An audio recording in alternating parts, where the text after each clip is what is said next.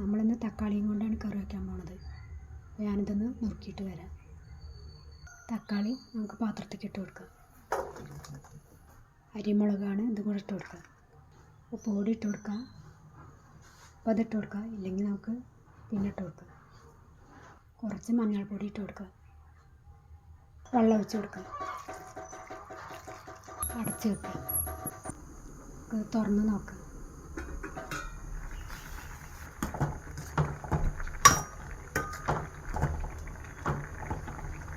തക്കാളിയൊക്കെ ഉടച്ച് വെക്കുക.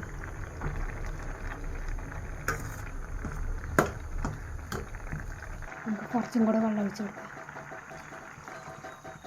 കുറച്ചും കൂടെ ഉപ്പിട്ട് കൊടുക്കാം. നമുക്കൊന്നും കൂടെ അടച്ച് വയ്ക്കാം. നമുക്ക് തുറന്ന് നോക്കാം.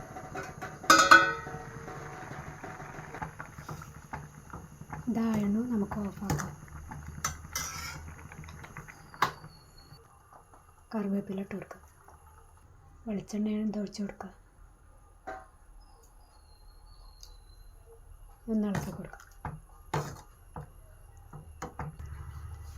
നമ്മുടെ തക്കാളി കറി റെഡിയായിരുന്നു. നിങ്ങളിതുപോലെ ഒന്ന് ഉണ്ടാക്കി നോക്കണം. ഇഷ്ടപ്പെട്ടെന്ന് വെച്ചാൽ ഒന്ന് സബ്സ്ക്രൈബ് ചെയ്യണം.